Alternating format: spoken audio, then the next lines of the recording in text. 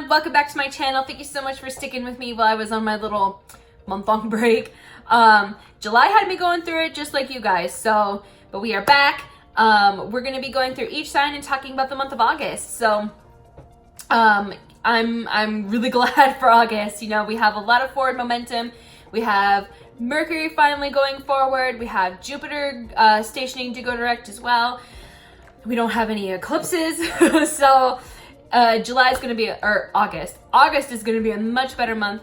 And then, you know, obviously towards the end of the month, we have a lot of very productive energy too. So we can take all these new exciting ideas and new creative projects that we start, all these different things, and we can start really getting serious about them.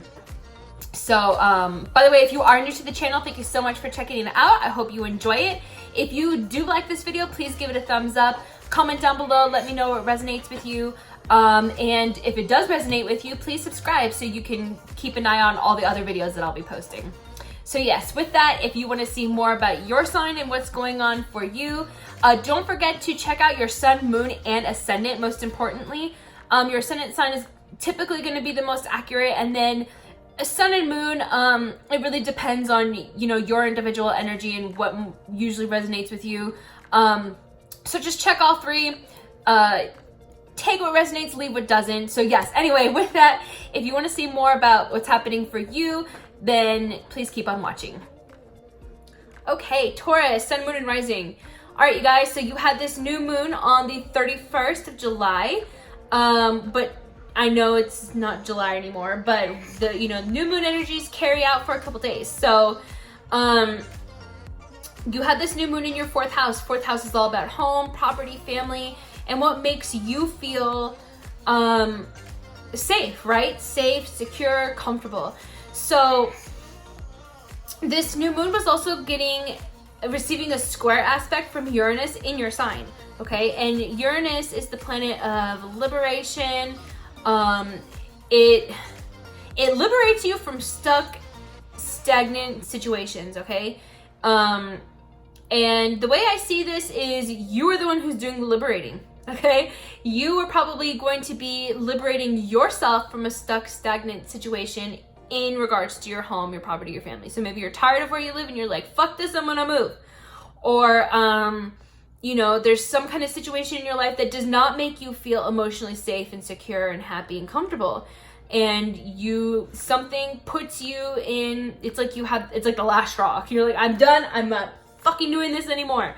You know, so that's kind of how I see this playing out. Now, the new moon was also receiving a trine aspect from Jupiter in Sagittarius.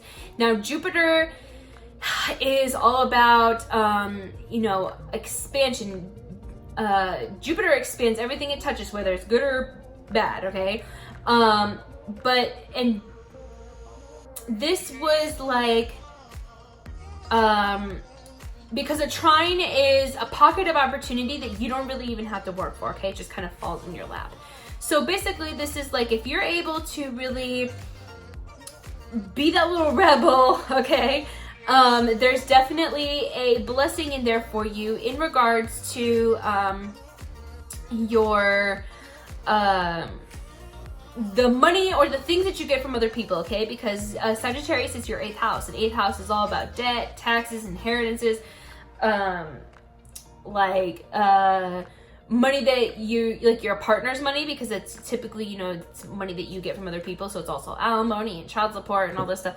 So, you know, this might be an opportunity that helps you pay off some debt. Maybe you're able to, you're like, fuck this, we're gonna move, I'm gonna sell the house, and we're gonna use the money to pay off some debt. You know what I mean? Or, you know, I'm just throwing out like a random situation. But yeah, in some way, or this might, because, you know, the 8th house is also about deep psychological trauma, and then also healing from that trauma. You know, so this was probably maybe something that was not making you feel emotionally secure and safe and stable. So you were put in that box, and you were a little rebel, and you did something drastic and a little crazy to get out of the box. And now you feel very liberated, right? You feel like you really healed from something that was really challenging for you. So that's really possible. That's how this could have been playing out for you. Now, I do think that this new moon was definitely the start to more than just a typical lunar cycle, because also on the same day, Mercury is stationed direct. So he stopped, and now he's starting to move forward again through the zodiac. And he stopped in Cancer, which is your third house of communication, short distance travel. And that's where the North Node is right now, okay? And it's also, Mercury retrograded over an eclipse point. So that eclipse that we had in Capricorn back on July 16th, Mercury traveled over that same point, right? So that kind of stuff, whatever, so let's see, Capricorn is your ninth house. So, whatever kind of issues you've been having in regards to your belief systems, I keep saying long distance goals. I did that for Aries too. Your big long-term goals, putting yourself out there, or things like your daily communications with people, and basically your lower mind and your higher mind, okay? The small, minute details as opposed to the big picture, okay? Any kind of issues you've been having in regards to third and ninth house things have been visited and revisited again and brought up for you to edit and fix and blah, blah, blah, blah, blah, right? So, Mercury is finally starting to move forward. So it's like, okay, we have this new moon. It's really propelling us forward if we're able to put ourselves out of our comfort zone like Uranus likes to do. And, Mercury's like, okay, you got your facts right. You got your shit together. Now we can completely move forward.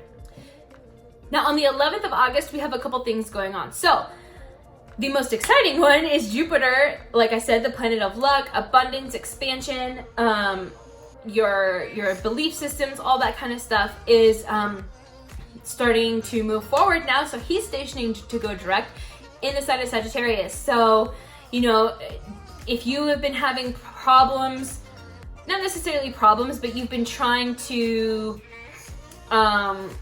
maybe push forward with some things as far as like paying off some debt, or getting a settlement from something, or any kind of thing like that, now basically we can start to receive Jupiter's blessings, or he's able to start blessing us a little bit more easier now. And you probably have been kind of going over, because when planets go retrograde, it's a very internal thing. So, you might have been kind of revisiting traumas from the past, and, thinking about how that's affected your belief system and all that kind of stuff. So now, it's kind of like, okay, we revisited this stuff. Now we can leave it here, forget about it. It's fixed. It's done. My hair is going crazy. So now Jupiter's moving forward and we can start to experience those blessings again. So also on that day, Mercury is going to be moving into the sign of Leo. This is awesome. So Leo is your fourth house. Sorry to think about it. It's your fourth house again. So, if you were having any kind of issues around your home, trying to sell your home, or maybe you were having some issues with your family, any kind of stuff like that, any kind of documents, because Mercury rules documents and paperwork and all that kind of stuff, any kind of thing like that you were having an issue with should start to resolve itself now, especially since it's anything that was going on back around, I would say, the mid part of July-ish. Yeah, mid to endish July, I would say, between like the 15th and maybe like the 20th or something like that. That will, any kind of issues you had around that time should start to resolve themselves now. Also, on that same day, we have Uranus, which is again in your sign, is going to be stationing to go retrograde. So again, Uranus is this, liberating planet. So you've been going through this kind of little rebellion, or this little rebellion's brewing up, depending upon what degree your sun, moon, or rising is in Taurus. Right now, it's going to be stationing to go retrograde at 6 degrees. So if you have your sun, moon, rising around the 6 degree mark, then this is definitely going to, this is going to keep happening for you. Any kind of themes that you see going on right now as far as feeling stuck and stagnant and wanting to just go freaking crazy and break any social norms or do anything just out of the box that you would normally never do. That kind of stuff's going to keep coming up for you.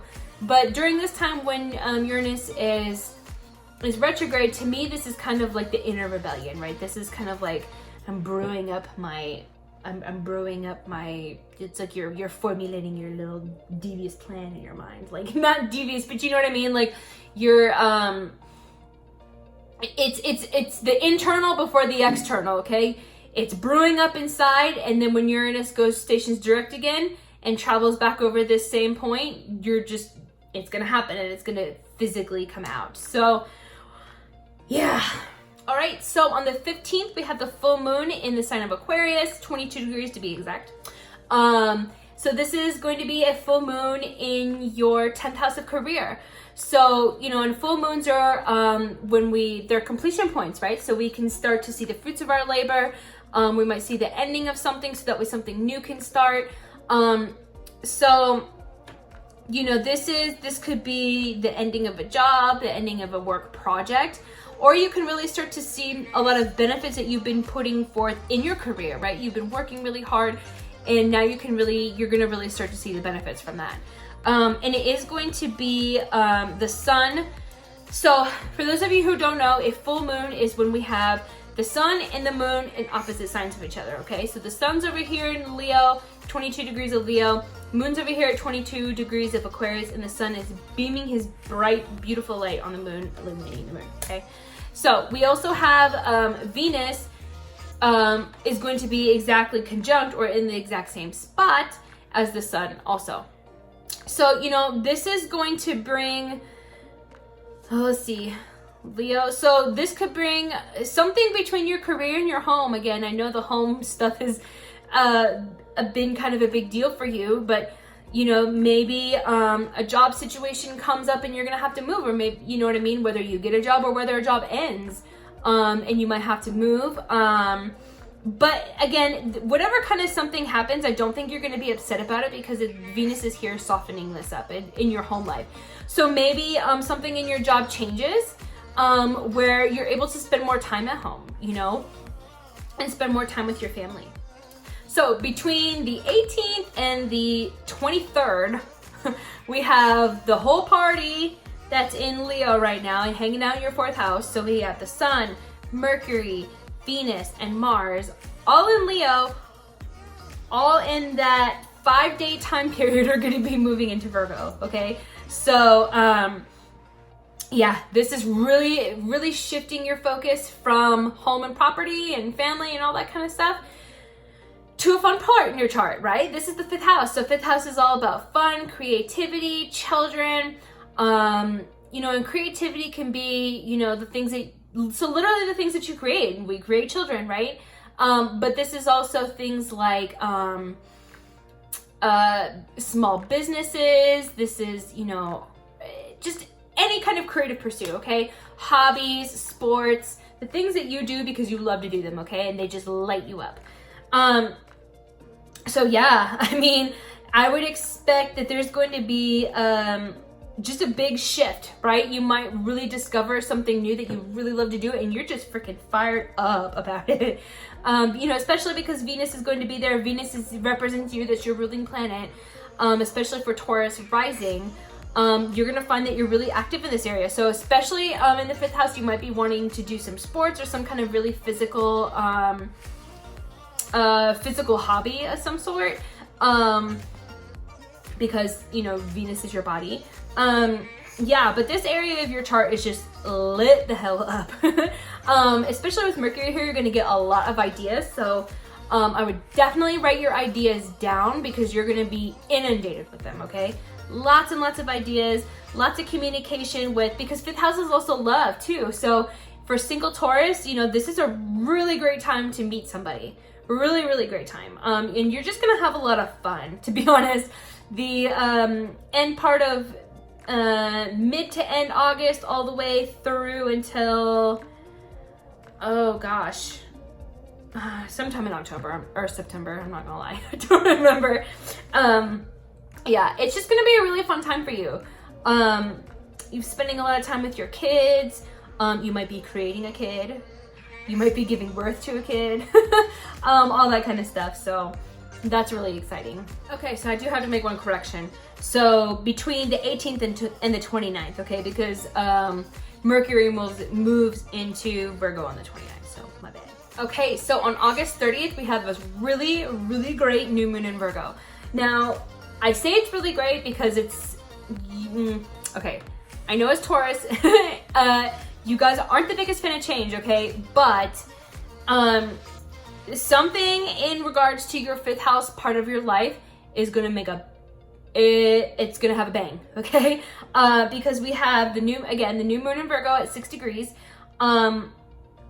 And it's going to be conjunct Mars. So Mars is going to be hanging out with the sun and the moon, okay? And we also have making a trine aspect. So again, a pocket of opportunity, a pocket of blessings that just kind of falls in your lap to Uranus in your sign. So, especially Uranus trine Mars is a big explosion of crazy awesomeness, okay? So this is going to be like, it's going to be pretty cool. Now, the one thing is also going on is Saturn is making a conjunction with the South Node in Capricorn, which is your 9th house. 9th house is all about your belief systems, you know, higher education, your long-range goals. So, and the South Node, you know, Saturn is the structures in our life, in short, the South Node or K2 is the things that we need to let go of. So, I think you might be letting go of some kind of responsibility in regards to, like, okay, maybe you might decide that you don't want to go get your graduate degree anymore, right? You might not, you know what, I don't want to go to college, or you know what I mean? Or you might be some long-range goal that you might have had for a long time. You decide, I don't want this anymore. This is not something I want. And then that, boom, this opens up this huge opportunity in your 5th house. Now, 5th house, again, this could be a creative pursuit. This could be a small business. This could be a child's or something happening in your child's life. This could be a new love opportunity coming in. Like I said, this is a big month of love for Taurus.